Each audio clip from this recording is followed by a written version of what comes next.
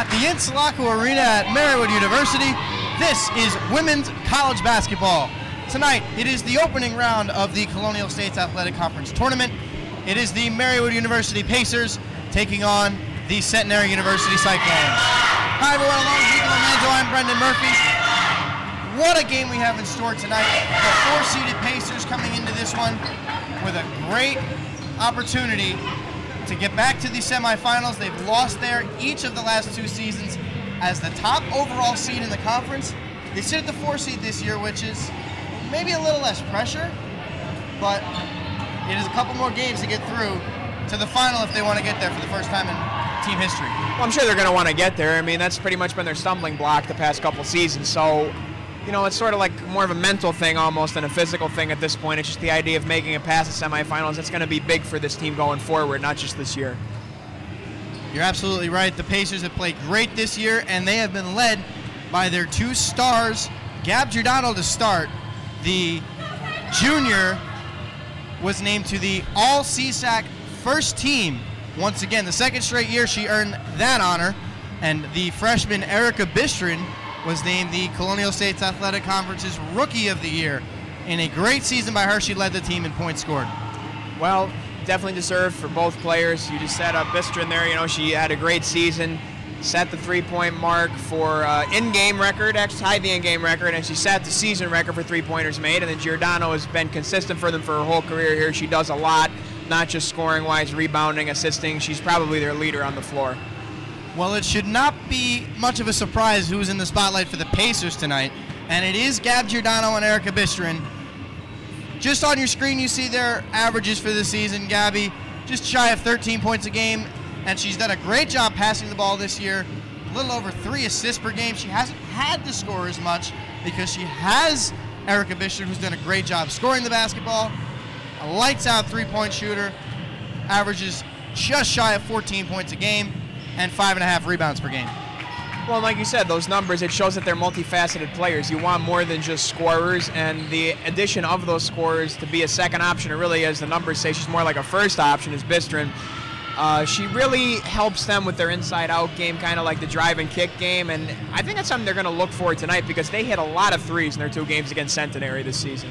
All right, well, on the other side for Centenary, we will start with the All-CSAC second team honoree, Nicole Cartano, who averages 13.5 points a game, just shy of 7 rebounds. She's had a great season. And Rachel Edwards, who is actually 1 point shy of 1,000 for her career, averaging 12.5 points and 7.5 rebounds a game. Well, the numbers speak for themselves, Brendan. Should be a good contest. Pacers looking to move to 3-0 against Centenary. We all know this is the most important one. You're absolutely right. The Pacers have won both games in the season series. They swept the season series. We'll get into that a little bit later, but looks like we're getting set. So when we come back, we will have these starting lineups and the opening tap right here on TVM. Don't go anywhere.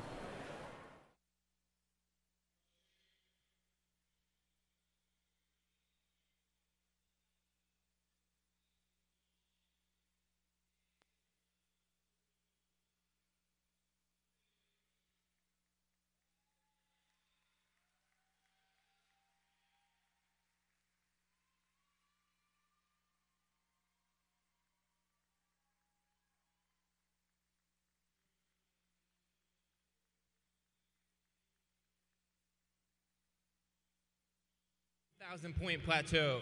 Congratulations once again to Gabrielle.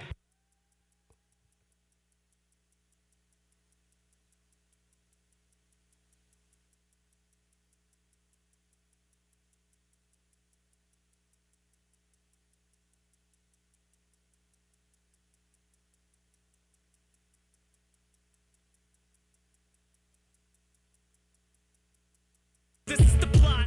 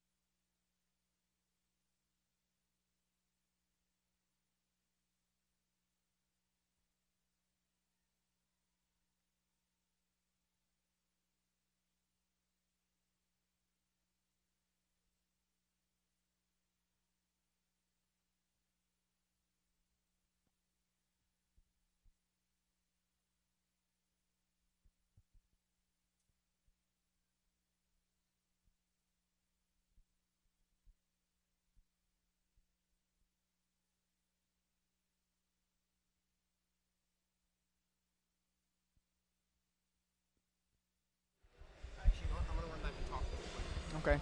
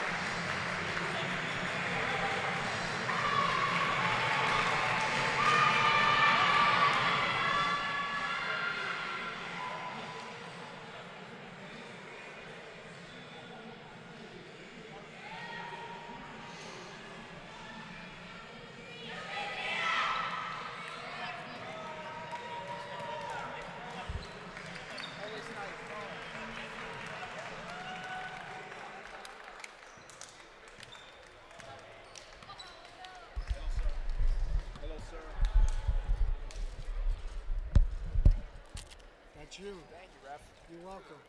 That's how I roll. That's how I roll. That's how I roll.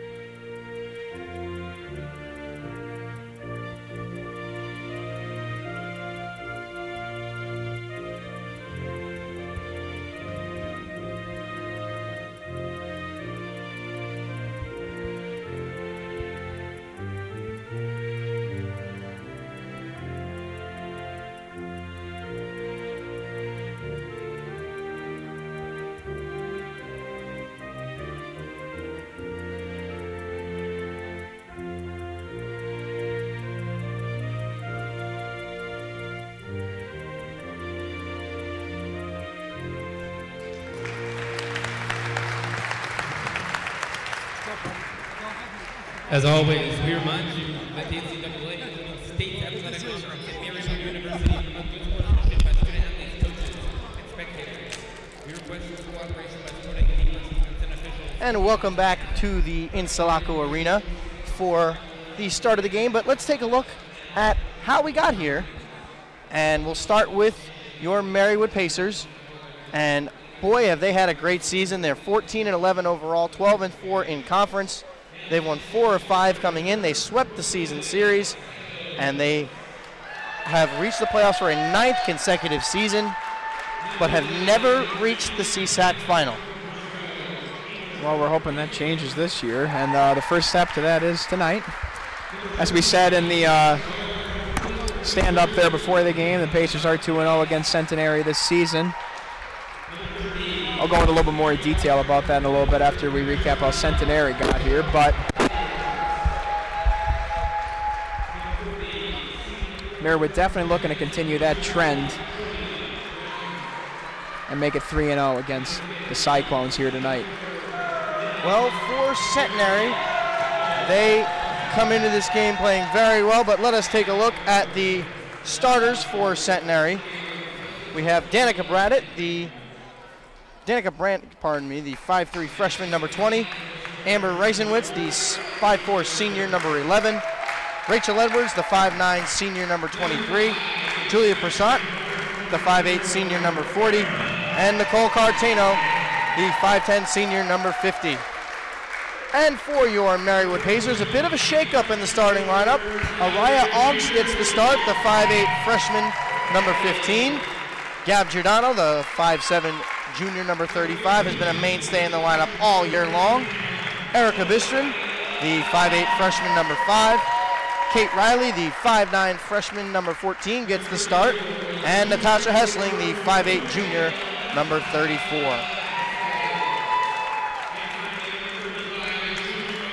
Interesting, not quite sure exactly what Coach Machako is thinking is there with the switch up. Maybe she's just looking for a different kind of look, but I will say that in the first couple of games, Marywood absolutely killed Centenary in terms of bench points, so maybe she's thinking that her bench was effective in the first couple of games. Let's put those more effective players on the floor to start.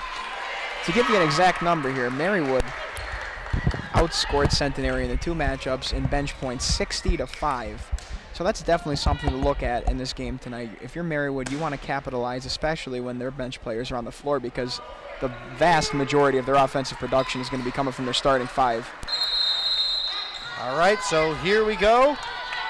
We are set for the opening tap. And the Pacers will win it as Erica Bistrin will take the ball. So the Pacers in the home white will move right to left on your screen. Centenary in the road blue moves left to right. Hessling takes a shot and gets the Pacers on the board early on here in the first.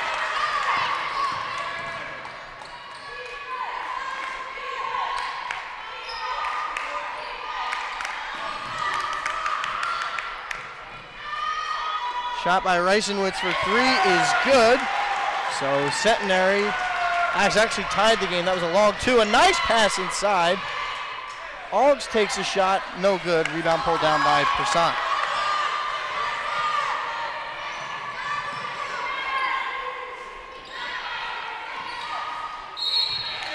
And we're going to have a foul call that looks like it is going to be on Hessling. Yeah, you can see there Hessling a little bit premature there, probably got the hand on the entry pass. It seemed like the Pacers' first bucket there by Hessling, it seemed almost like Centenary was content to let her take that shot from that distance. So that may change the game moves forward if Hessling continues to increase her range. And the Pacers will take it back. A nice full court pass to Bistrin. Misses her shot. Hessling tips the board back to Riley. She misses. And Cartano comes down with the rebound.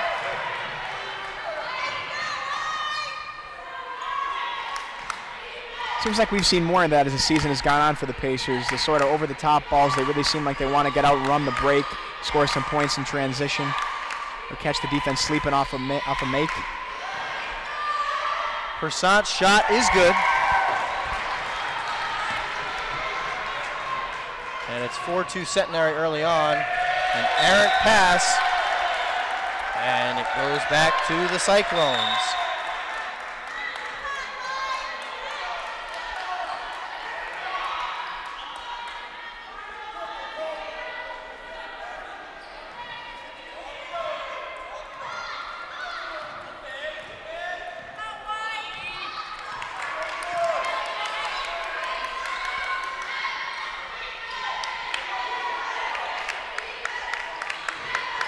Edwards drives and misses.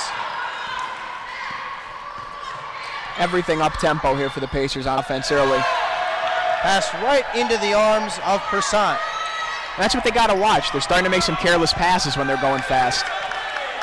Great defense there by Giordano as Bistrin will bring it back up the floor. Giordano thought about a 3, takes one now and misses. Augst comes down with the board. Cross-court pass to Hessling. Comes up short. couldn't quite corral the rebound as the Cyclones will get it back. Couple good looks there, that possession for the Pacers. Just a matter of cashing in on it. And we said it in the pregame, the three-point ball really is probably going to be a factor here tonight for them. They had 22 total in the first 2 games combined against Centenary. Brandt for 3, that is good.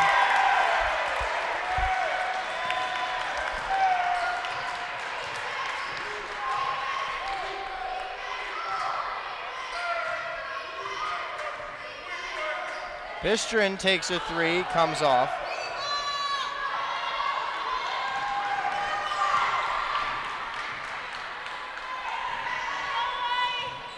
Person over Hessling, and it's good. Centenary's feeling it early on as they lead it 8-2.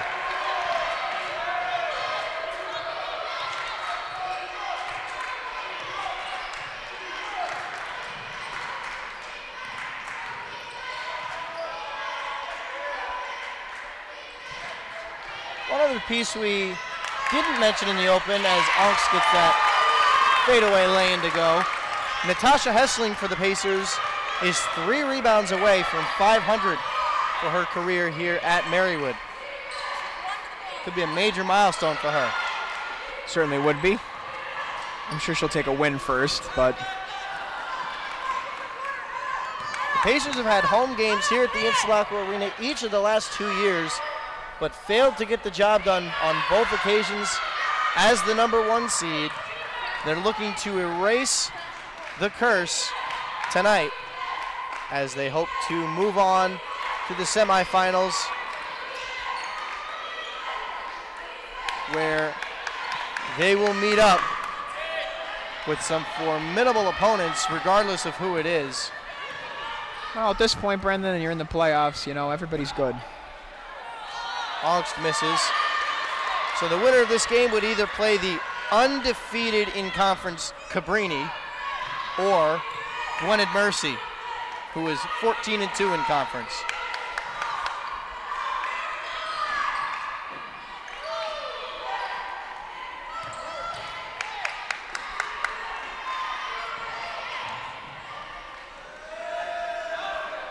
Rebound pulled down by Ongst.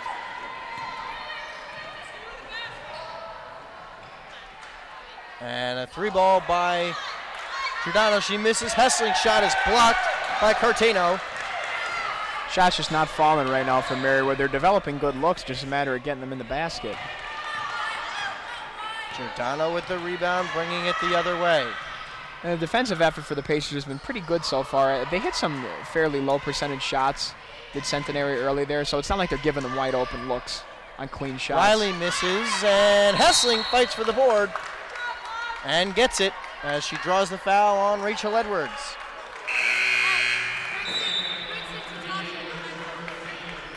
Marywood seems to be very quick to the ball tonight, though, on those 50-50 balls. They're leading 4-0 in the offensive rebound category, up 3 in the rebound battle overall, but it seems like they're pretty motivated on the boards early. They're getting good positioning.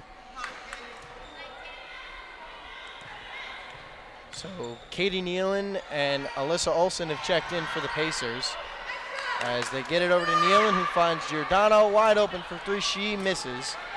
And the rebound is pulled down by Julie Pankowski. That's the shot the Pacers need to fall right there. I think that might be 3 looks for Giordano now, where she's been pretty open from the 3-point line.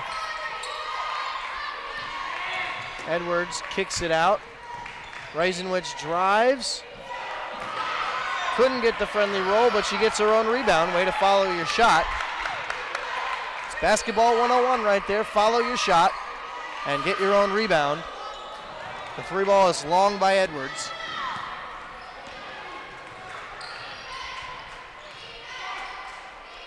More than 6 minutes played here in the first, and Olsen will be fouled.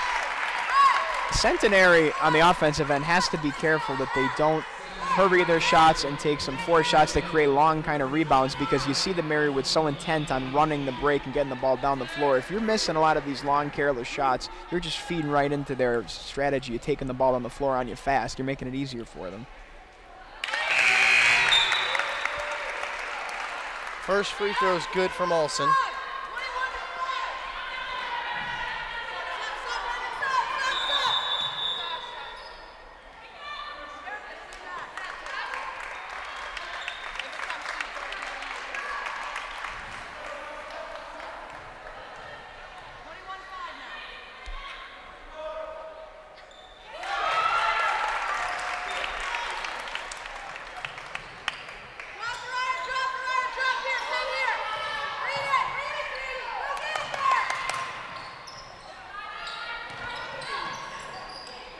Pass inside, that's Edwards. Persant drives, shot over Bistrin is good.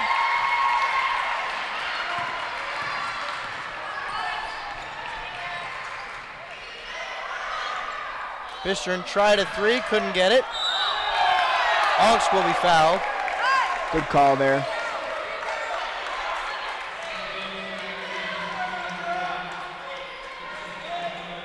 Marywood really needs to get their three-point game going though here. 0 for 7 right now on the game. And that is a big part of their offense, especially against Centenary.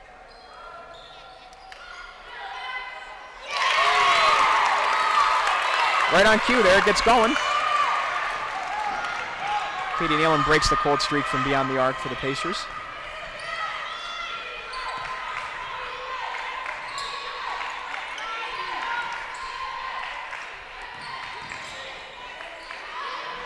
Edwards, shot misses. Hawks is fouled by Pankowski. Pacers showing some good defensive effort early. Like I said, a few of those early shots that were falling probably aren't going to fall all night, as they were deep twos, which you never really want to settle for a deep two unless it's wide open. So that's a good sign for Marywood early.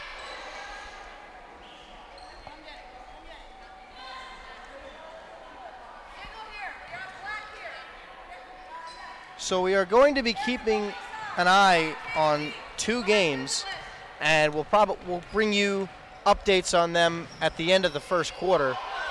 We are keeping an eye on the Marywood Pacers men's game as they are playing in the first round of the CSAC tournament at Rosemont. Made the CSAC tournament for the first time in 8 years. That's pretty impressive. You know, we were here on Saturday. That was a great game to watch. Well, when they got the job done, it was nice, you know, to be part of, to witness it as part of the Marywood community or as a student, you know, as we followed them all year here at the desk. It's a nice feeling, and, you know, big, like I said, big props go to Coach Mastroianni and his squad for continuously getting better and grinding and working at it. Now they find themselves in the playoffs. We are also keeping an eye on a game that should be going final soon, as a matter of fact. Newman and Rosemont. And here is the Pacers and Rosemont. Rosemont currently leads 22-10 midway through the first half. We'll keep an eye on Newman and Rosemont throughout our game. We'll give you updates periodically. And a third chance effort by Edwards, as she's got it, and she picks up points number 1,000 and 1,001 in her career. She worked for that too. 2 offensive boards down low. She wasn't taking no for an answer.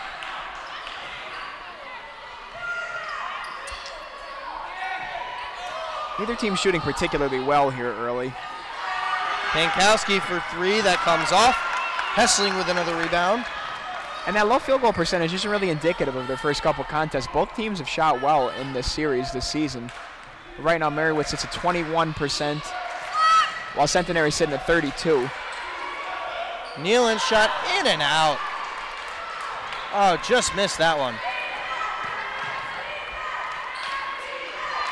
Edwards pass inside, blocked by Hessling. But we have a foul on the floor.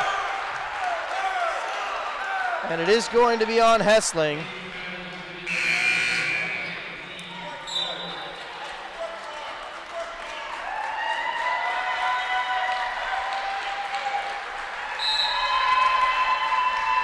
Edwards takes his seat and receives a nice hand from the crowd, recognizing her accomplishment. Meanwhile, Bistrin gets it up to Nealon, and she's got the lay-in, and the Pacers retake the lead.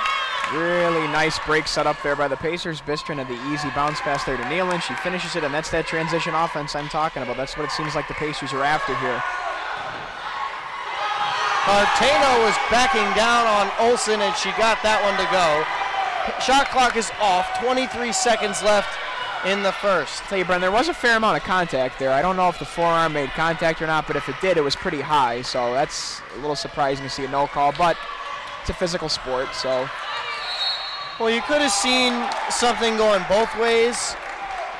Could have been contact both ways, and it was maybe a warranted no call, but we'll have to see. Well, the big thing that we didn't see is if her forearm was out and made contact, especially as high as she was with her forearm, that's going to be a call every time, but maybe they viewed it more so like it was back and forth. So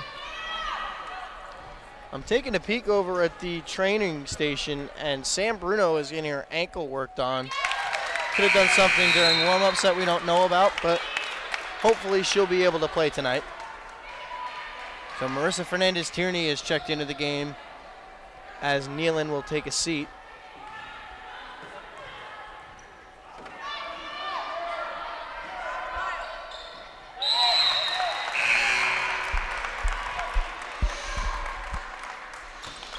Pacers lead once again by one rather, and Centenary will have 10 seconds to get a shot up. Pankowski has a wide open lane. They find Persant. She misses, and Pankowski can't get it as it's in and out, and that's the end of the first quarter. Well, I'll tell you, the numbers don't lie. That's what they say. And you look at the numbers here from the first quarter. Already 7-0, the bench points advantage for the Pacers. We talked about that in the pregame.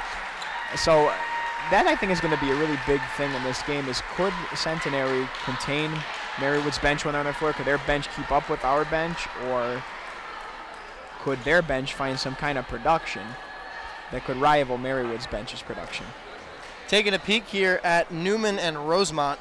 Newman, the number 3 seed in the women's tournament, currently leads Rosemont 68-65. And with 8 minutes left in the fourth quarter, that is a big game. That game started at 6 o'clock. And the Newman Knights are trying to get back to the semifinals for the second year in a row. And Rosemont, on the other hand, is just trying to get past the number 3 seed, the Newman Knights. So a big game to be keeping an eye on here, as that one is very, very close late in the game, about midway through the fourth quarter.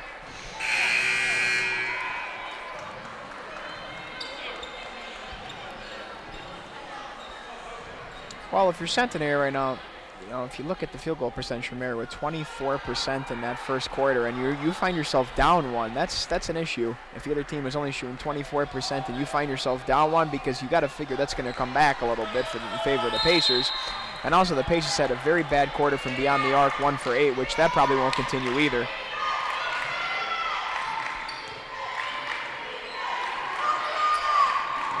Edwards drives and kicks it out to Pankowski, and she misses.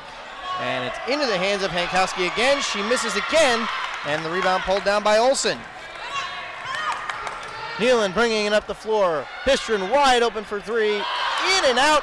Augst gets the offensive board, and it's going to be a kicked ball on Centenary. I'll tell you, Centenary, though, is treading in some dangerous water here early, because if Marywood starts to knock down those threes, this isn't going to be a game for very long.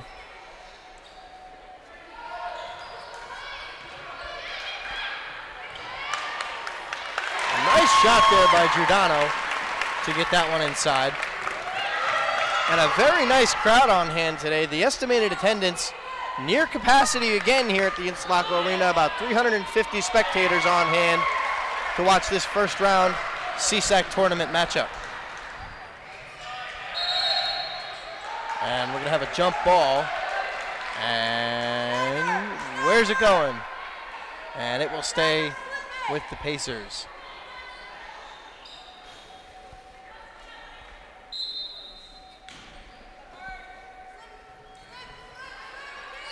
Augst inside to Giordano.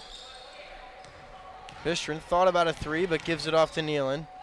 Giordano from the top of the key, no good. Rebound pulled down by Pankowski.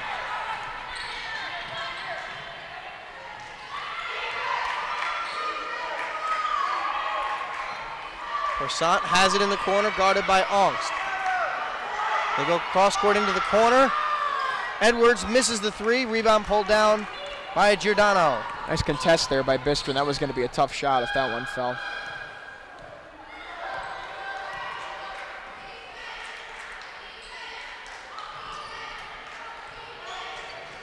A nice backdoor cut by Olsen, but she misses.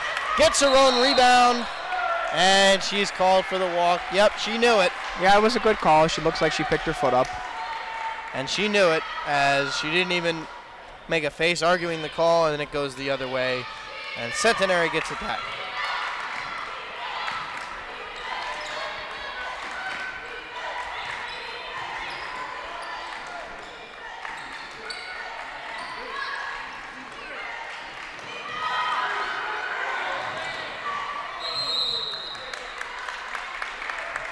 And a 3-second call, as it will go back to Marywood.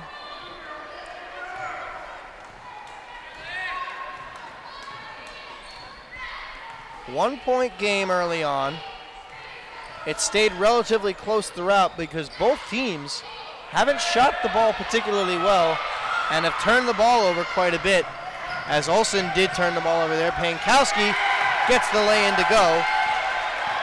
Well, the low field goal percentage is a little surprising, like I said, because the first two matchups weren't like this. These teams, I think Marywood scored 90 points in the first matchup, or the second matchup rather, so it's not indicative of what the season series was.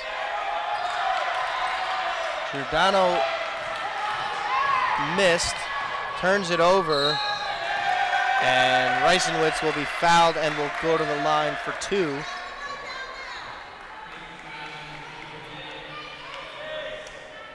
Reisenwitz, a solid three-point shooter, respectable at 70%. Will get 2 from the charity stripe.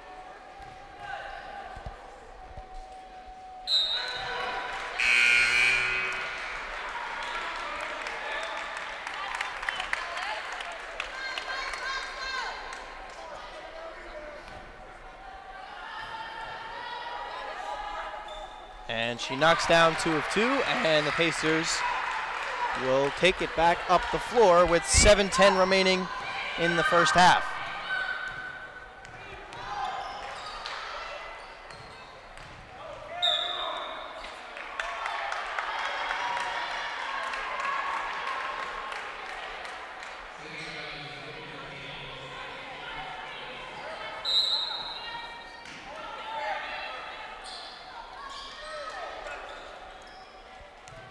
Nealon has it, gets a screen from Giordano and turns it over again.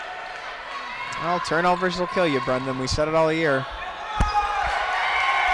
Shot inside is good by Persant.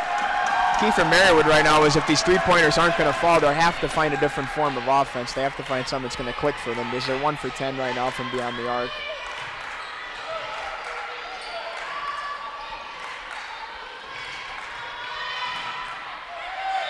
Nealon is called for a travel.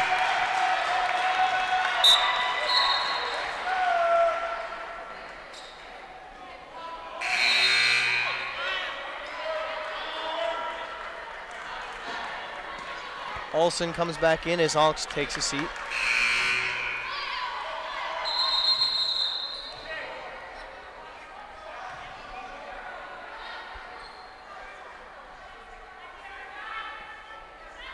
And Centenary did not get the sub in time, so she'll have to wait.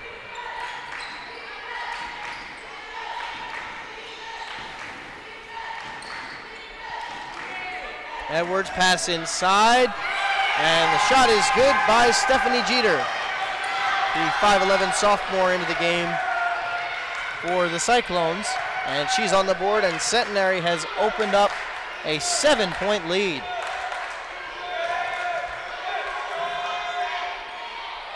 Olsen can't get the Pacers off the schneid as she misses that one. Just ice cold right now, and unfortunately it comes in a playoff game, a night where you're shooting very cold. Bruno comes down with the rebound. Bistrin for 3, no good. Rebound pulled down by Edwards. The Pacers have been held scoreless since the 9:26 mark here in the second quarter.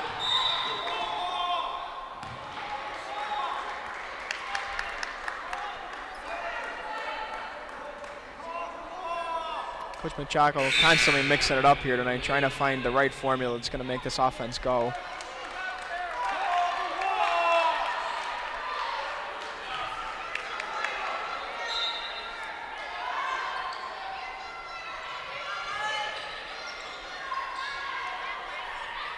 Nealon picked up her second there, though, too, so that was probably a factor in the substitution as well.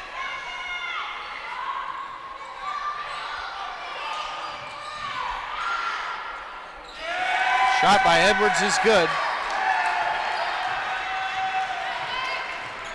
Very effective post play right now from Centenary. They throw the ball inside and they go up with it, or they throw it back out for the three-pointer or for the long two, and I think a lot of times they're doubling. I think a lot of times the Pacers are doubling the post player on the catch, and whenever you do that, you're leaving yourself open for somebody's going to be open, obviously. If you're double teaming somebody, there's always going to be somebody open.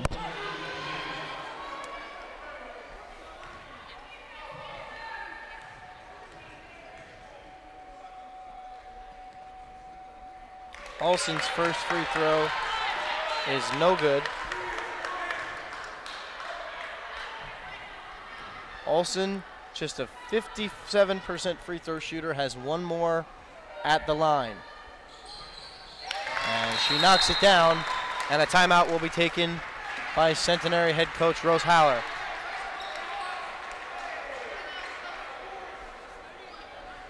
A 12-3 advantage right now for Centenary in this quarter, so they're starting to open up, you know, it's a fairly sizable lead here of 8 points. And the last contest, when Marywood met Centenary, there was a big quarter for Marywood mixed in there. I think it might have been an 18-point quarter or something like that. That's really what got them going. So you figure eventually the shooting percentage is going to come back around a little bit, but they have to find their footing at the three-point line if they want to win. That's going to be a big key to this game. So the Pacers men will have a rough uphill battle in the second half. They trail 32-19 with 3:06 left in the first half.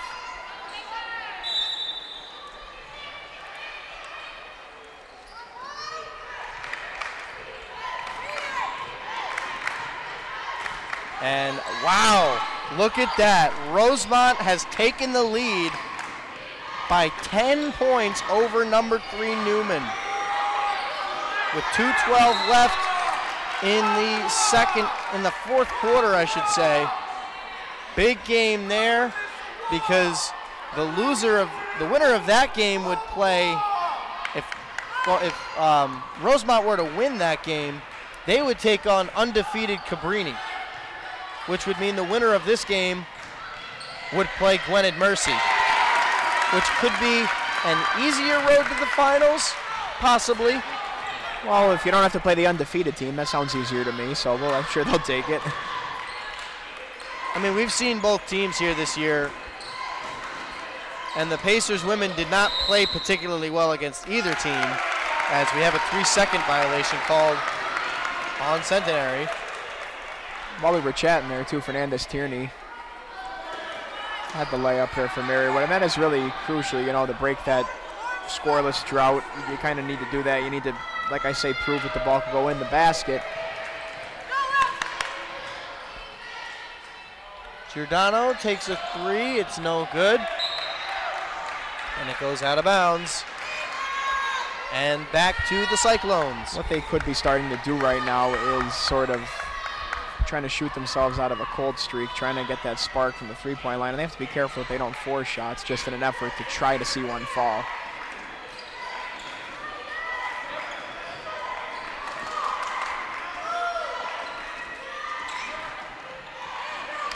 Pass tipped and into the hands of the CSAC Rookie of the Year, Erica Bistrin. That's what they're going to have to do. If they're going to double the post player on the catch, they're going to have to do everything they can to deny the entry pass. Bruno takes a shot, comes up short. Edwards with the board.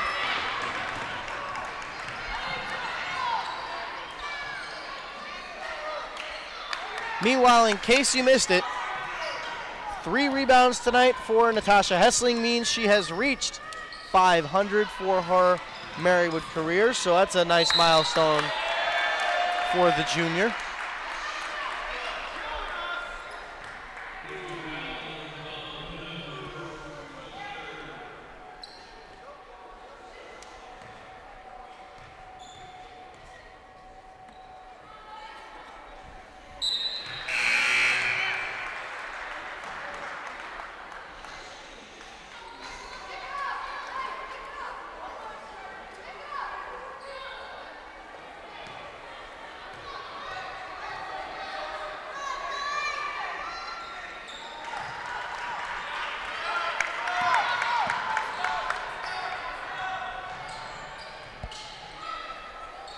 And Fernandez Tierney has it. Pass shot by Olsen, no good. And a great job of hustling there by Fernandez Tierney as she tipped it off Persat, and the Pacers will keep it. We've seen Fernandez Tierney all season. She's a high energy player. She's a hustle kind of player. She proved it there.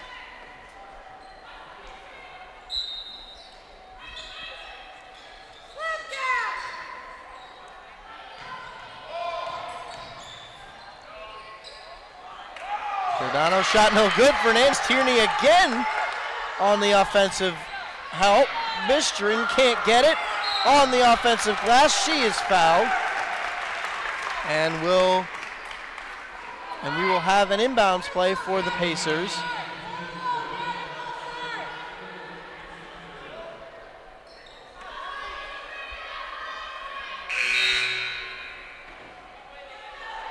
And Pankowski will return to the game.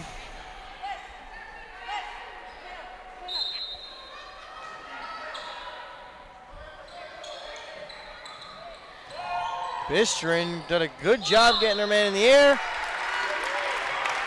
And she's fouled.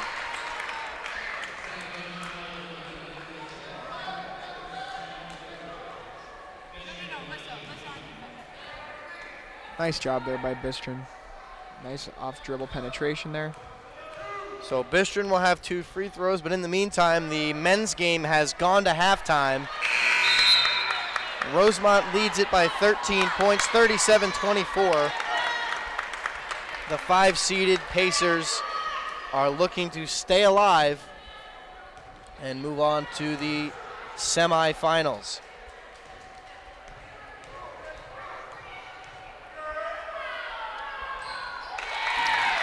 And Bistrin makes her second.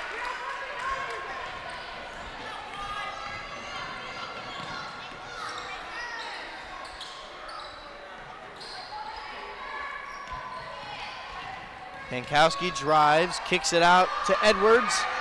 Edwards with a hand in her face, misses. Jeter comes up with it, and Fernandez Tierney rips it out of her hands. But we have a foul called. Let's see who it's against, and it's against Fernandez Tierney. I guess it must have been on the swing of the arm because she did have a hold of the ball. If anything, I would have expected a jump ball there. Well, that's, I think, what you're obviously arguing if you're Marywood. She did have a hold of the ball. There wasn't possession there. Clearly the crowd doesn't like it, nor does the bench. I'll tell you, Fernandez Tierney, though, is a tenacious player. She is not deterred by much.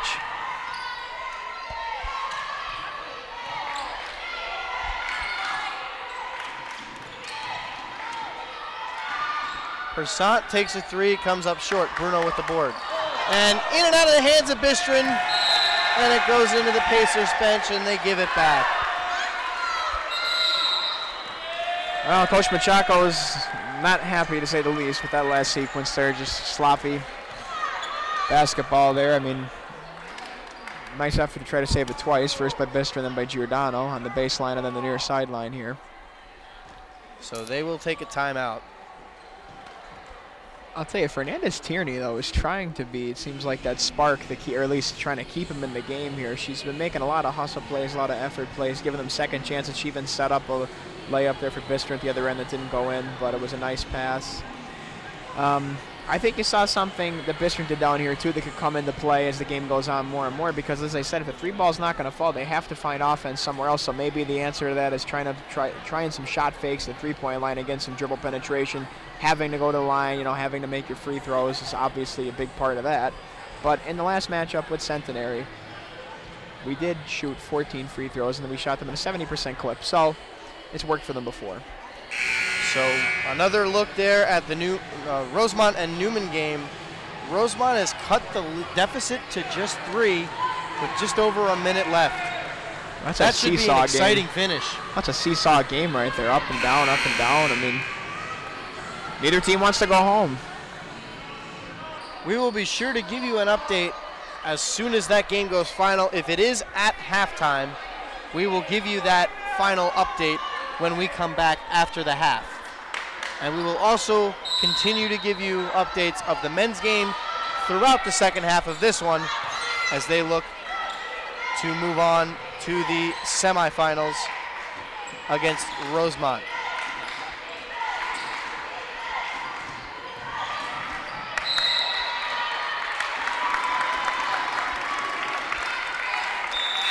Great defense there by Fernandez Tierney again, and it is a turnover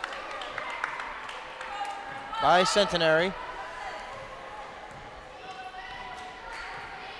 Fernandez Tierney has done a great job, not only today, but all year, of playing great defense and doing a great job running the point. And she should be a very efficient player stepping into the shoes of Katie Nealon when she graduates this year. She does the little things, you know, it's the things that don't always show up in the box score. But a lot of times we say those are the biggest things in a game, the little things. Olsen's first free throw is good.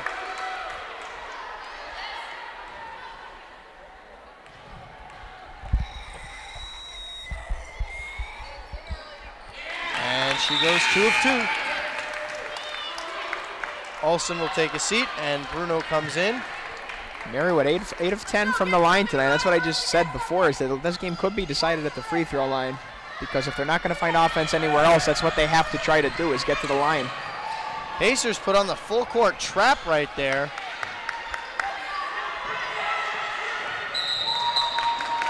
And we're going to have a walk called on Reisenwitz, and the Pacers will take over once again.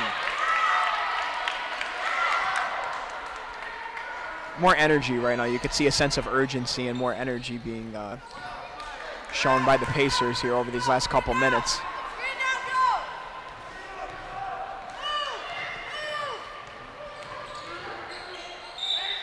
And the shot is good, and the foul by Olsen.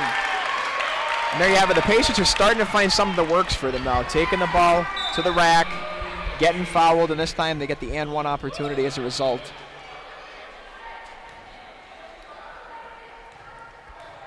So Olsen will have one more, and she's got it. As Bruno comes back in for defense.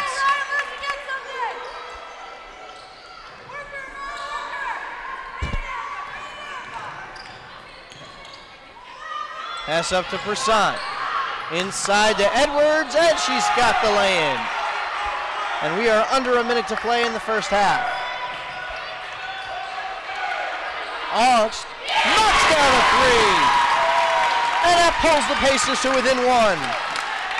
Nice offense there by the Pacers. That's that aggressive offense they wanted all game, and the shot fell for them that time, something that's been eluding them the whole game.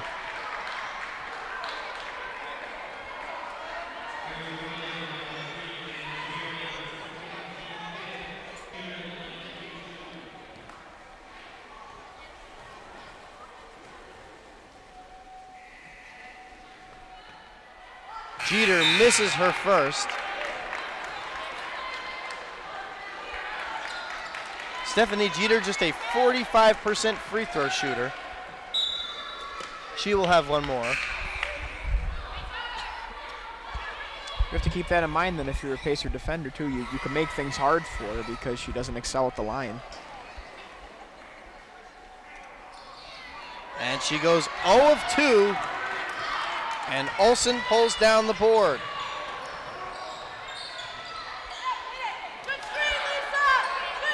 Oh, knocks it down again. And the Pacers retake the lead. Two really nicely drawn plays there for Onks, finding her absolutely wide open on 2 separate occasions there.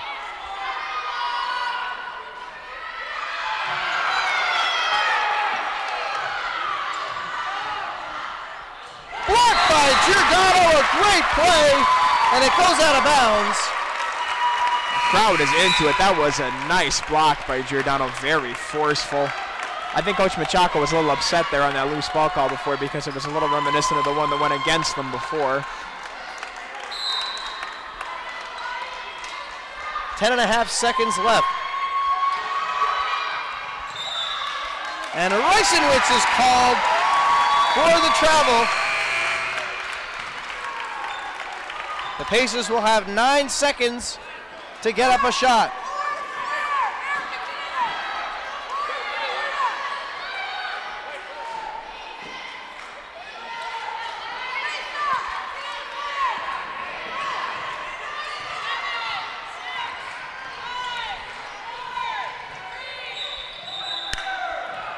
And with no shot, we have a foul called on the floor, but it doesn't matter as she's going to get free throws anyway.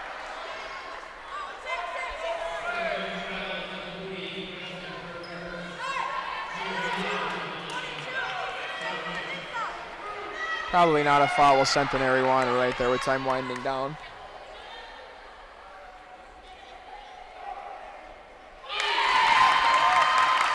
It's pretty remarkable. You got to say that it looks like the Pacers are going to go into the break here with the lead while they're only shooting 27% for the game. That's an accomplishment in itself, and it bodes well for the second half. And no good. And Centenary tried to beat the buzzer, but they couldn't get it off. But the Pacers lead by 3 as we go to the half. And we will have bonus basketball at Newman. Well, we said nobody wanted to go home, so. Newman came back, hit a couple of free throws, and they've tied the game, and that game is headed to overtime. So once again, we will continue to have updates on that game and the Marywood men's game throughout this one, as the men are actually just getting ready to start the second half. So when we come back, we will have more updates on those games and the first half stats of our game when we come back right here on TVM.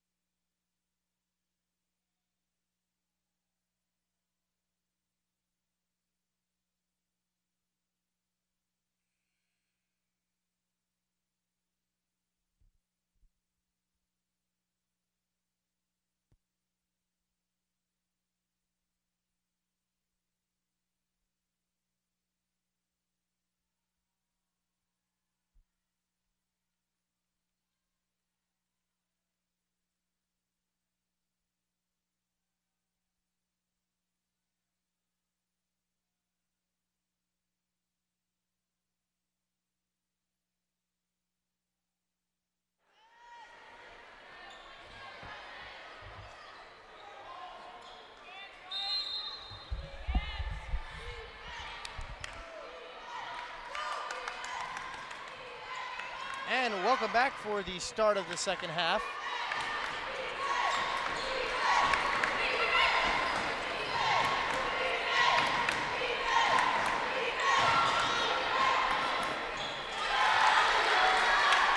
So we switch it up here. The Pacers in the home white now moving left to right, and Centenary moves right to left for the second half.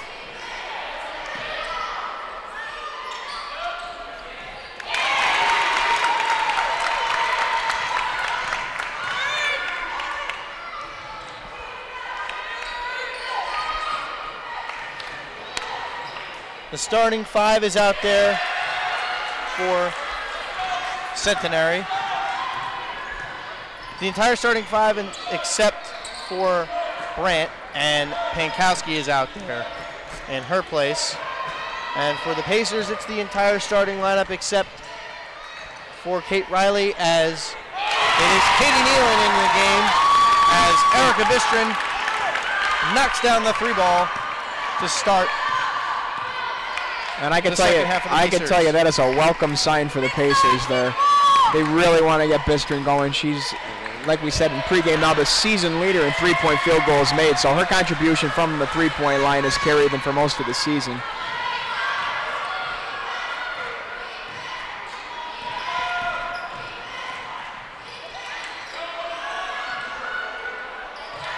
Bistrin up and in and gets the basket.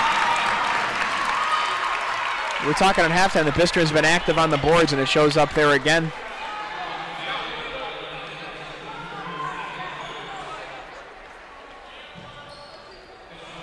Gives her 8 rebounds, I think, for the game now. Cover Erica.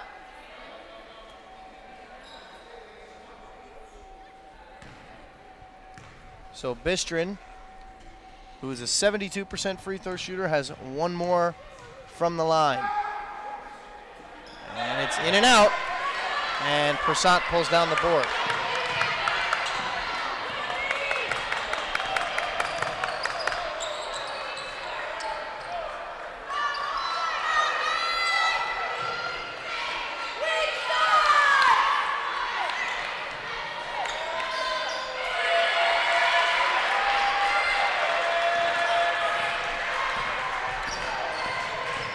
Left Pankowski a little bit too open there, but great job there by Giordano, but she looks like she's a little shaken up. She was smiling more than anything, I think, though. I think she's good. So, back-to-back and one opportunities now here for the Pacers, who are finding much more offensive success early on than they did in the first half.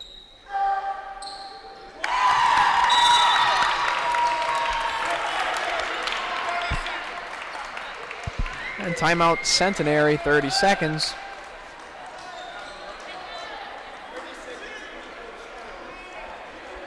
This quarter. There it is. The Rosemont and Newman game has gone final. Newman wins it 99-98 in overtime. Big games by a couple of players. A double-double for Denoncourt of Newman.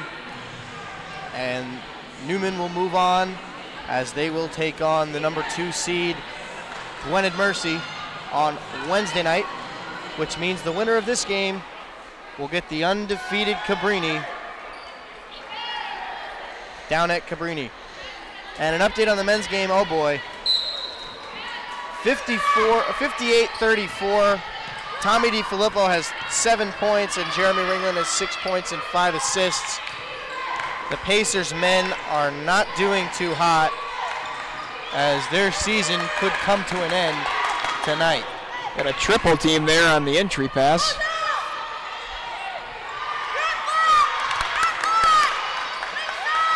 Pass inside to Cartano, and she lowers her shoulder, gets the bucket.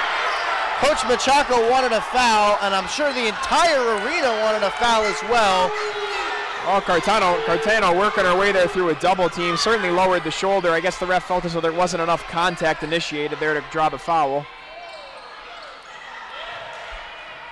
On the floor, Nealon got it back. Giordano controls it.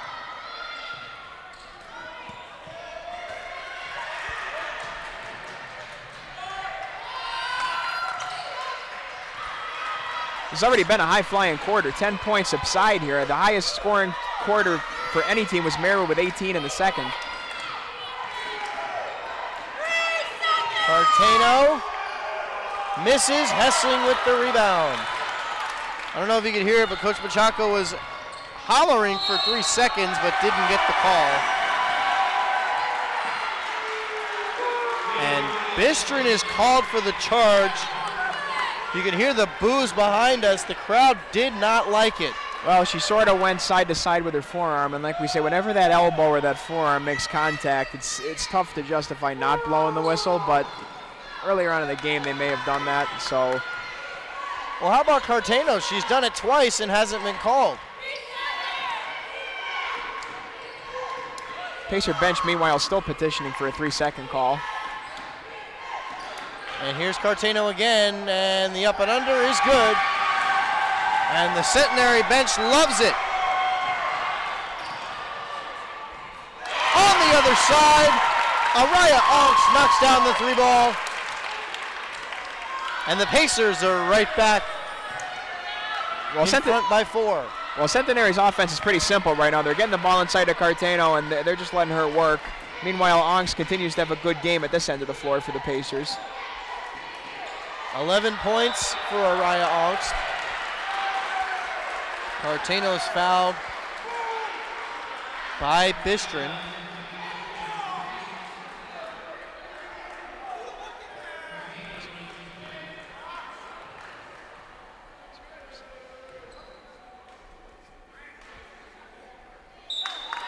First free throw, no good by Cartano.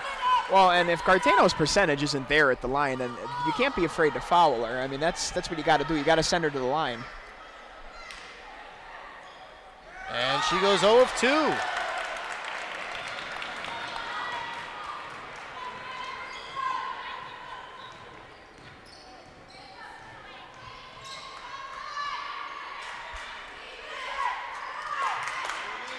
Inside to Hessling or over Cartano, but they go it back outside. Giordano takes a 3 and knocks it down. And a timeout will be taken by the Pacers. Very nice looking shot there from Giordano. The net didn't even move on that one. And the Pacers extend their lead out to 7 points here early on, or midway through the third quarter.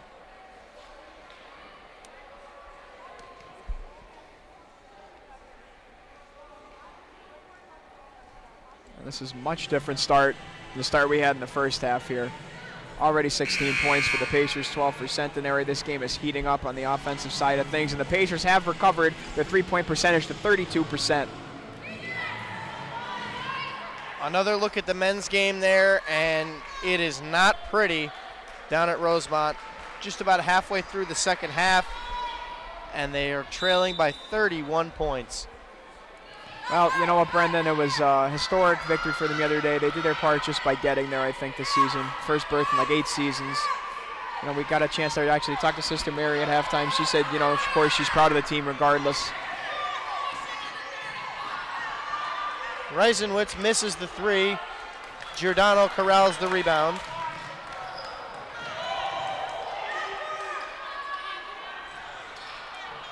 Shot no good as Pankowski pulls down the board, coming the other way.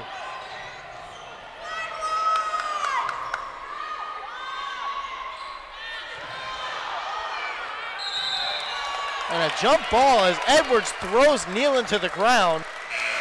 And it will go back to the Pacers. A lot of physical jump balls in this game.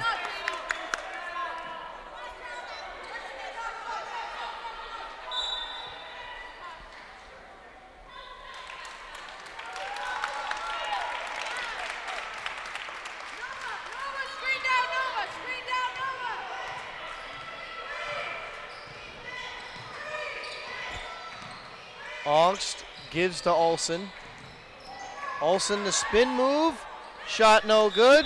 No foul called, but it goes out of bounds and will stay with the Pacers, I should say. I think the ref probably felt there that Olsen initiated the contact more than so than the defender. So the Pacers inbound to Ongst. Nealon takes a 3, it's no good, and Ongst corrals the rebound finds Olsen and gets the bucket. Another set of second chance points for the Pacers. That puts them up to 10 on the night. Well, offensive rebounds leading to second chance points are huge. It's those 50-50 balls. And it was borderline as to who last touched the ball there. And they call it on Centenary. If only we had a replay to be able to tell us. It's close, I'll tell you. I don't know.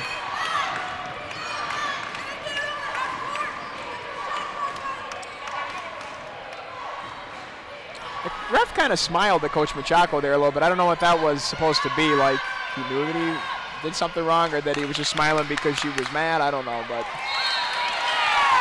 So Nealon is fouled by Reisenwitz. Starting to feel the momentum shift a little bit in the building now. The crowd's getting back into it. The Pacers are hitting. Seems like Centenary's a little bit frazzled. I'm sure you can see the crowd behind us, especially on the right side of your screen near the top. That part of the crowd right there was getting fired up for pretty much every call. Olsen knocks down the long two, and the Pacers extend their lead to double digits. They lead by 11. That's Olsen starting to extend their range for the Pacers now, too. Great defense there by Giordano as Cartano missed her shot. Off Edwards, and she gets it back and stolen away. Nice quick hands on defense for the Pacers. Unks gives it back to Giordano. Off the glass, no good. And the Pacers will hustle back. 2:40 remaining in the third quarter. Into Cartano. Steps through, shot is good, and the foul.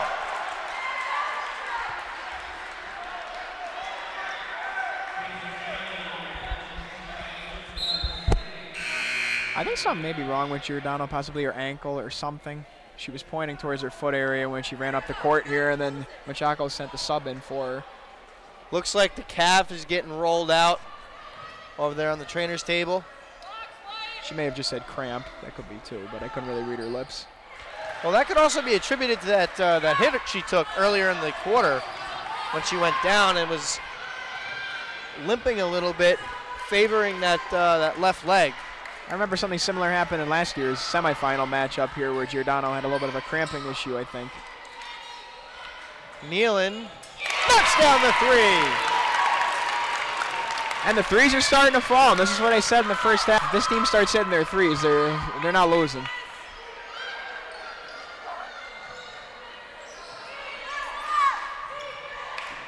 Into Cartano, backing down. And again, they don't call it as Hessling hit the deck. Looked like she might have something to say there to Hessling after it, too. I don't know, but. And some pushing and shoving going on a little bit between Hessling and Cartano as Oaks knocks down the fadeaway jumper. Well, it was a good job by Hessling to force the catch out pretty far there. I mean, she did her part trying to draw the charge, just didn't get the whistle.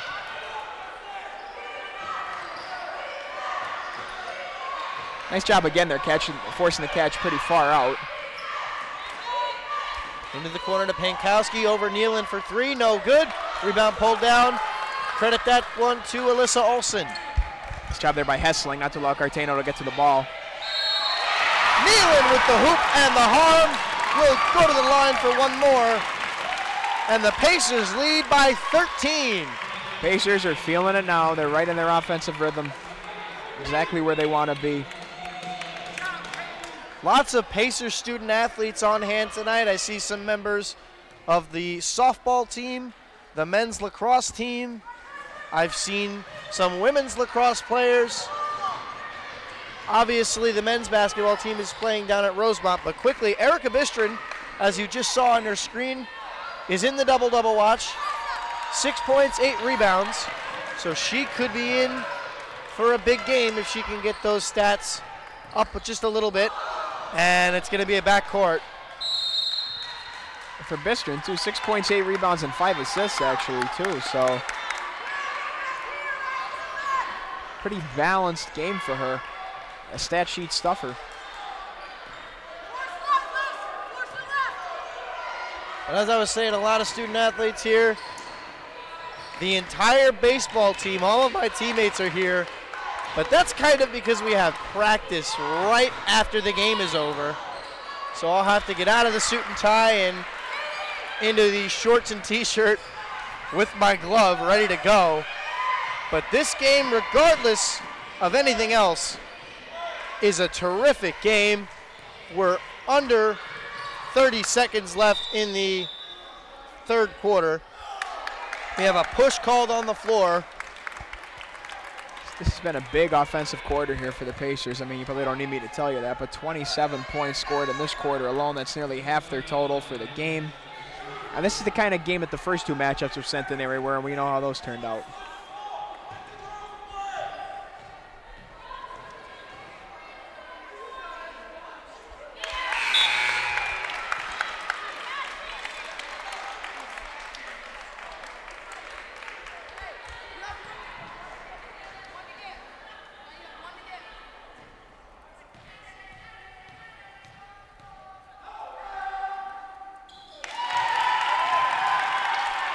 Lead back to 13.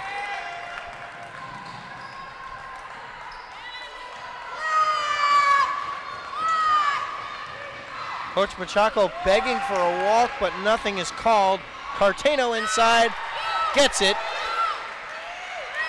They get it in, and the shot is up and no good. And that'll do it for the third quarter. Well, the Pacers with a strong third quarter right there, opening up an 11-point lead, scoring 29 points for the quarter, and looking good heading into the fourth. Well, if you follow TV-Marywood on YouTube and are subscribed to the channel, you would know about the Pacers sports show, Beyond the Arch, and it is actually hosted by the man sitting next to me, Nicolo Manzo. So, Nicolo, why don't you talk a little bit about Beyond the Arch? Well, really what Beyond the Arch is just we have various Pacer student athletes on the show. I get a chance to sit down with them, ask them some questions about what makes them who they are, basically. We're trying to humanize the athletes. They're not just people running around in jerseys. You would know better than anybody, Brenda. You know, there's more to you than just being an athlete. So this gives them a forum to let the community know really who they are. This week on the show, we're going to have lacrosse defender Luke McFadden. So I'm looking forward to sitting down with him actually directly after the game tonight, and that will be on TV-Marywood's Facebook page Wednesday night, so you can look for that. The one that came out last week was my team, the baseball team, and actually really quickly, you see Erica Bistron there again in the double-double watch, 6 points, 8 rebounds. But the one that came out last week was about the baseball team, and I'll get into that in a minute, but another update here in the men's game, and it's an all-out blowout, 73-44 Rosemont. So it appears that the men's season will come to an end tonight, but what a great season by them. They came in riding a 4-game win streak to the postseason, made the CSAC playoffs for the first time in 8 years, and ultimately couldn't get the job done in their final season in the Colonial States Athletic Conference, as most Marywood sports will be moving on next season to the new Atlantic East Conference. We're not quite the ACC, we're the AEC, so has a certain ring to it. I'm sure athletes are excited for the move. New chapter. I remember watching your sit down with Dr. Mary Jo Gunning on the last episode of Beyond the Arch last year when she officially made the announcement, and she mentioned the fact that they wanted to bring in more competition and better competition, as they're bringing in a couple of schools from the Washington, D.C. and Maryland area in order to create better competition for Marywood sports as a whole, and a couple of CSAC schools are going to be joining them as well. Absolutely, the best, the best I think gravitate towards the best. They want to face the best, and I think that's actually going to be a nice recruiting tool for the university going forward, because you know that your competition is going to make you the best possible player you could be, because the only way to get there really is for someone to sort of force that out of you sometimes. Getting back to the action on the floor, though, Nealon did a good job there of forcing Cartano to make her shots at the line, even though it was a foul and she made both. That's probably a smart foul considering how she's been punishing them on the inside.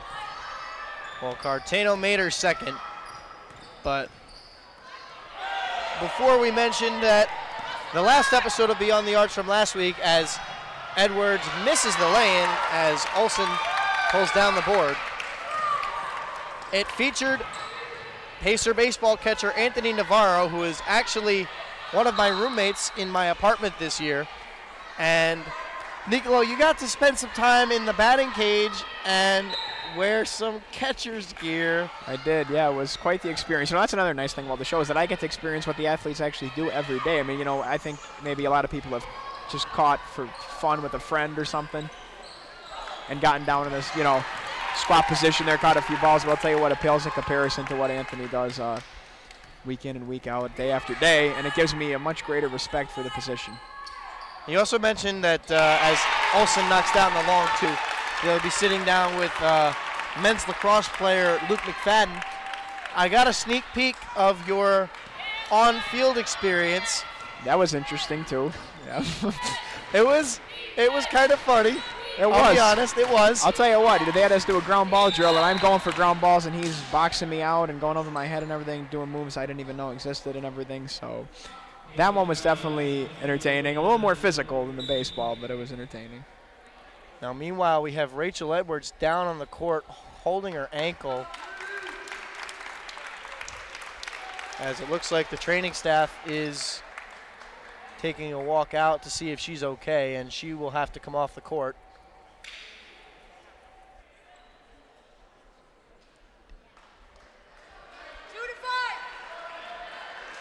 Actually, she will stay in the game. She doesn't want to be taken out of the playoff game here, Brendan, I'm sure. She's going to give it all she has.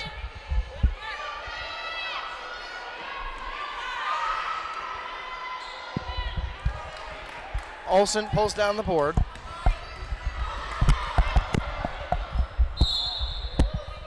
And the ball is kicked by Cartano, that was, and back to the Pacers.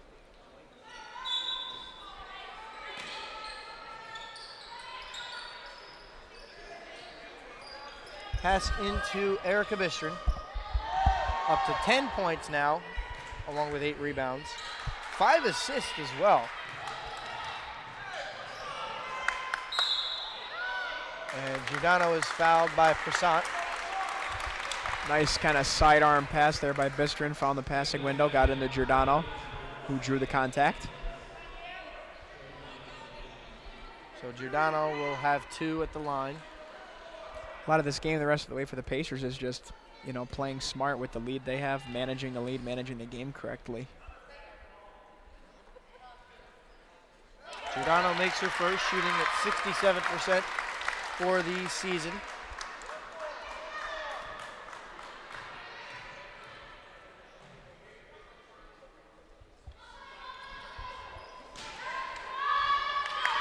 Cartano pulls down the rebound.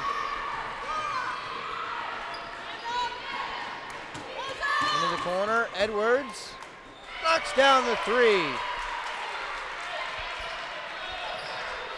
And Centenary has pulled back to within single digits. Giordano drives, gets the wide open lane to go. Nice quickness and vision there by Giordano. Recognizes the open lane, takes it right to the basket for the easy deuce.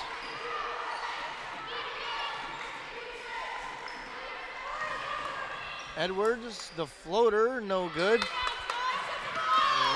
And a couple of people fall to the ground, but no fouls are called. As another missed shot gives the Pacers the ball back. Pacers would have had a break there too, it looked like, if they could have got a clean pass off. They had a couple players running down towards their basket. 5 Pacers in double figures tonight. Giordano leads the way with 16, Olsen with 14, Onks with 13, and Bistron and Nealon bring up the rear with 10 apiece. On the other side for Centenary, 3 players in double figures. Nicole Cartano leads the way with a game-high 21. Rachel Edwards has 13 points, also with 8 rebounds. And Julie Persant, 10 points and 8 assists.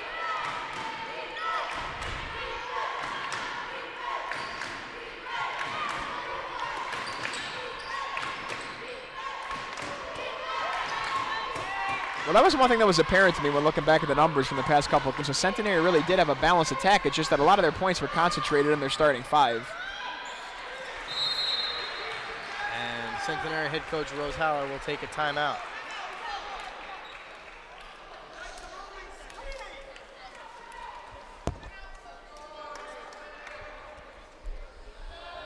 So once again, you see the Rosemont-Newman game. If you are just joining us now, that is the other semifinal game. It has gone final. Newman won it 99-98 in overtime. And the Pacers men, they now trail 81-49. A rough outing thus far. Just taking a look here.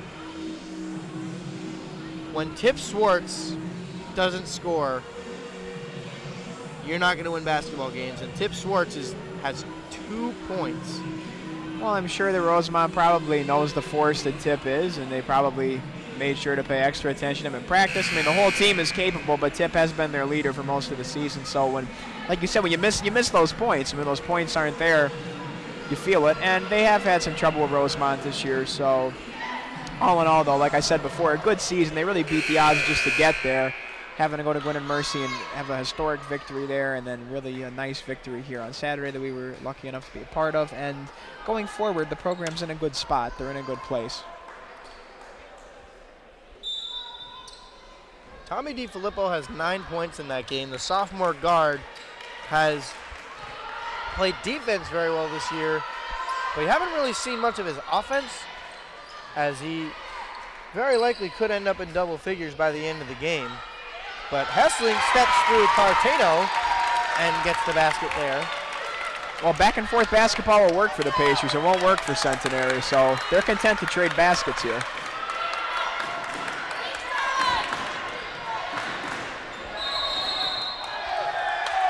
And Cartano will be called for a travel. The Centenary faithful doesn't like the call. The Pacers faithful loves it. That did look like a good call to me. It seemed like there was sort of a little shuffle or just a lot of steps to get across the lane there.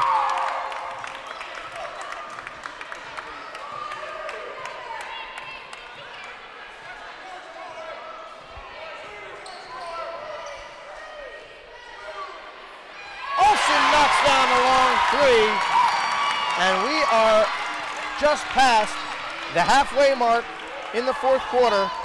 Still a little way to go. Have extended their lead to 14. Cartano inside gets that one. Still a little way to go here, but you feel like the crowd is starting to feel it. The players are starting to taste it a little bit. You know, that victory's getting close. It's in range.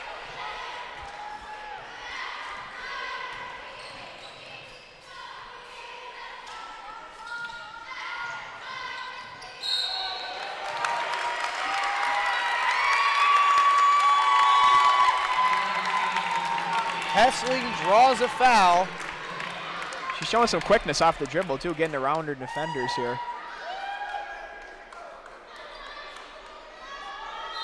Or did she hit the ball off someone to go out of bounds? I think there was a foul called, but I didn't see a signal from the referees. That's why I was a little confused. But 4:20. Onks controls it. Fadeaway no good. Into the hands of Persant. Pacers have got to be smart on offense, not smart on defense too, obviously, but, you know, they have more control of the clock on offense. Should look to take some time off here, probably, with a sizable lead with the time left. So even with a Pacers win here, though Newman got the job, with Newman getting the job done, that means this is more than likely the final home game for Pacer basketball this season. So I'd like to take a moment now to thank everyone for watching the broadcast all season long, and especially would love to thank our amazing crew who came night after night, week after week, game after game, doing every game for us. They are such amazing people. I'm so grateful to have them. And I'm also grateful for you, Nicolo, because without you, I'd be by myself, and I'm no Vin Scully. Oh, you don't sell yourself short, Brendan, but it was definitely my pleasure to call the games alongside you this year. I second your thoughts about the crew. You know, we have very fortunate here. We have a lot of talented people. We thank our viewers, obviously, too. We hope, you know, you enjoyed it this season. We certainly did. I look forward to hopefully coming back next season, you know. And we'll have a fresh season, fresh conference and everything, so it'll be rather exciting. But you know what? You know the Pacers are in good shape when we start thanking the crew with 3 minutes left to go in the fourth. So that's a good sign for the Pacers, too. I mean, you're absolutely right. The Pacers, with about 2.5 minutes left, they lead by 12. Granted, anything can happen in 2.5 minutes, but it would take a lot, though, here, honestly. But, well, and there's something, but Edwards gets the steal there. Free throw line jumper, no good. Back into the hands of Edwards. And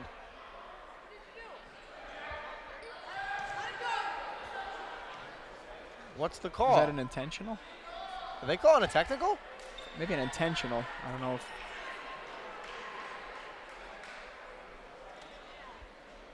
Or is it it could be a flagrant since it's an intentional foul. I thought I saw the. I thought I might have saw the.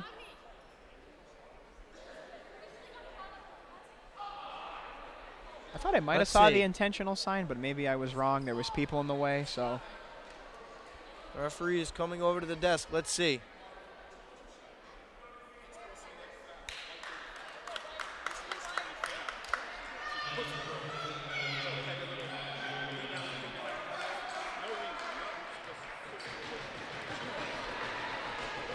Well, you heard the ref's reasoning there, Brendan.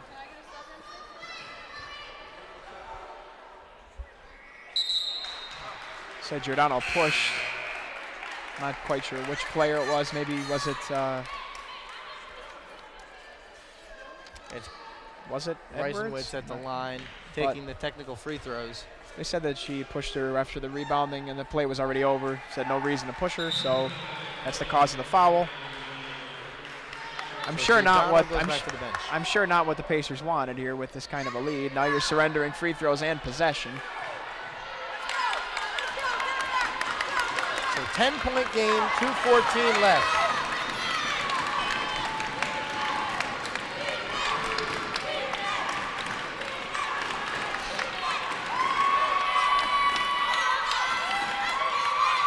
Pass inside, Cartano gets the lay-in, 8-point game.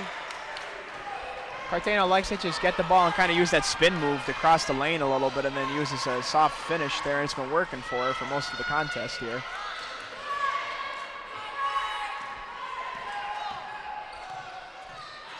Looks like the Pacers are going to try to use the entire shot clock.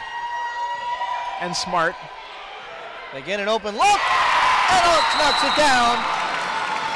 And the Pacers will take a timeout. Oh, that could be the dagger right there.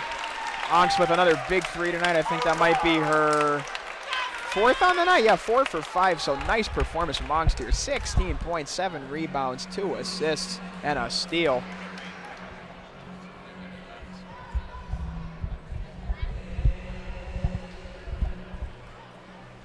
We've seen people, interestingly enough, here in the men's game on Saturday. You had Curley come out of the woodwork here. Now you have Onks tonight. Really kind of just people who may have been more of a role player during the course of the season really come forth to kind of provide a nice spark for their team in these games. And Onks is tied for the second leading scorer on the team tonight behind Alyssa Olsen,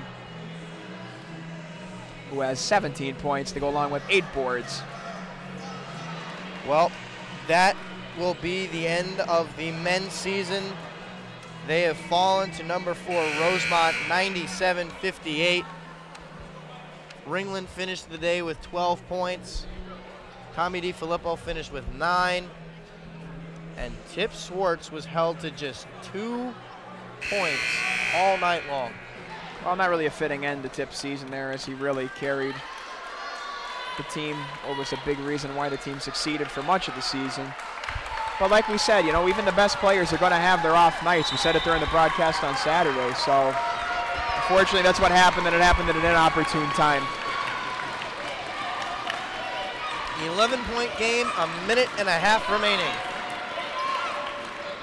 Pass into Cartano, pass out. Back into Cartano. And she is called for the 3 seconds. I mean, a bad possession there overall, but first of all, they took really way too much time there to get a shot up. I mean, you really shouldn't be taking 19 seconds to get a shot up there. You have to get something up. You're down 11 points here. There's a minute left. Hessling will slow it up. And it's tipped. Stolen away and a foul called on Hessling. Got to take care of the basketball at this late stage of the game, though. Turnovers are the absolute last thing you want, because not only do you get to run the clock down, but now they're going to get an opportunity to score. And it's going to be Reisenwitz at the line. She's perfect from the line tonight. She misses her first.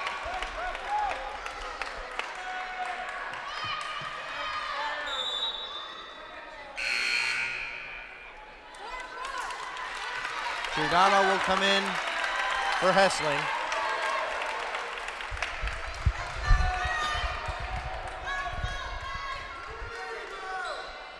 She makes her second, and a timeout will be taken.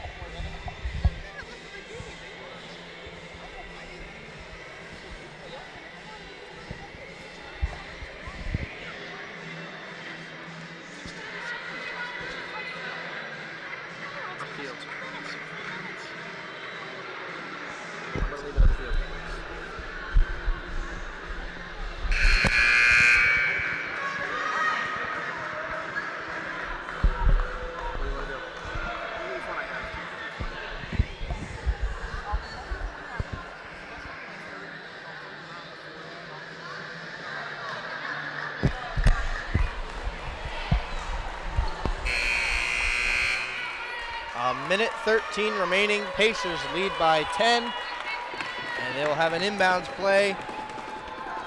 And I'm sure Centenary will be fouling on this one. They get it into Bistrin. And she turns it over.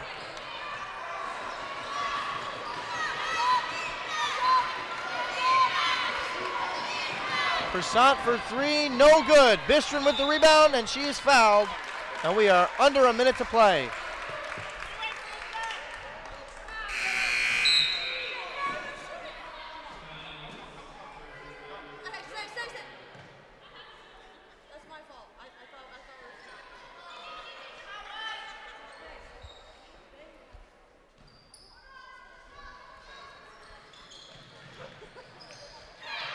They get the pass into Giordano.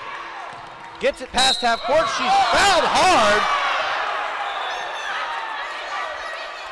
The Pacers bench wants a technical. I don't know if they're going to get it. We'll have to see.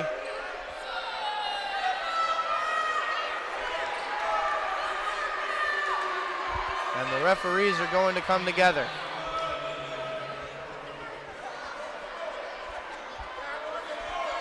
Let's see. The Pacers crowd wants a technical. They want an answer for the other technical or intentional that happened before. It's a similar situation. I think they want some redemption here, some equity.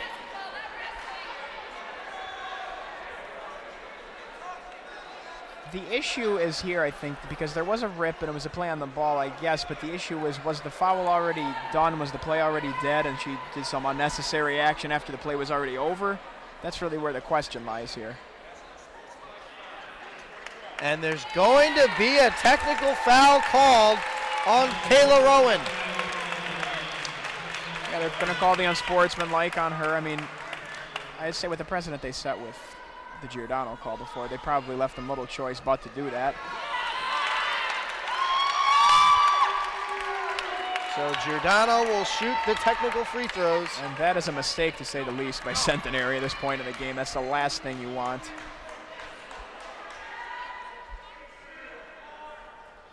Giordano misses the first. Keep in mind, though, the Pacers will come out with possession now, too, because of that foul. And she makes the second. It's an 11-point game.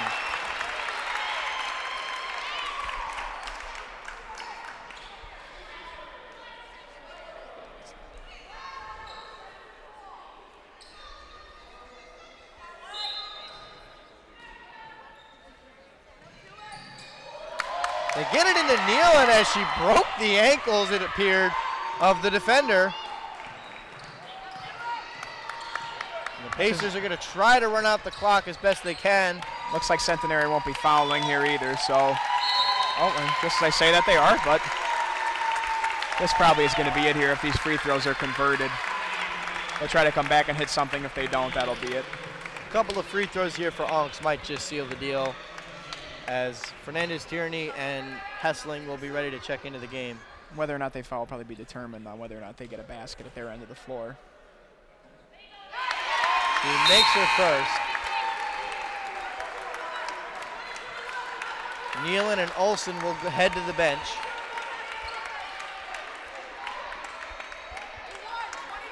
Fernandez, Tierney, the lone Pacer in the lane.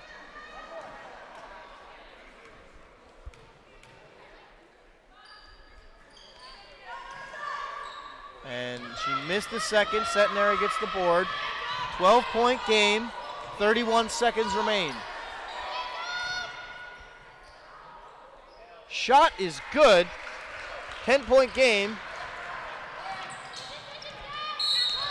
And Giordano draws the foul with 23 seconds left.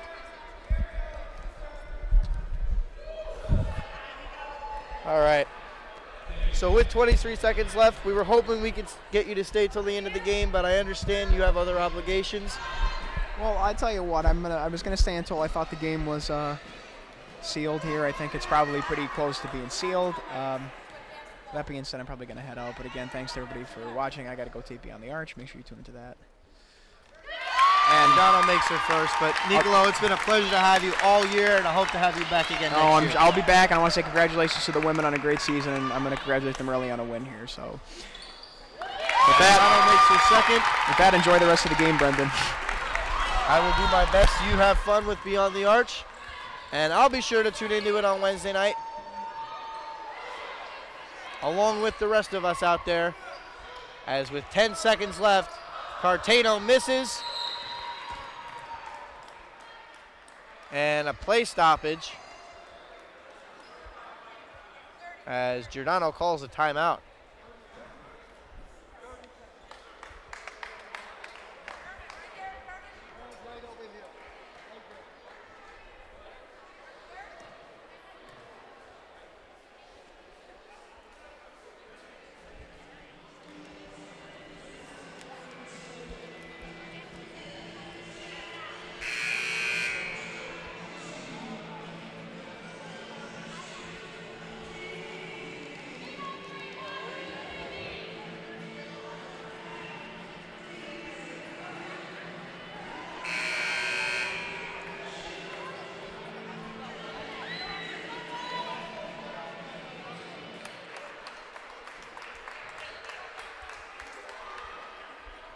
So the Pacers lead it 81-69 with 5 seconds left, and they're going to run out the clock. And the Marywood Pacers get the job done at home.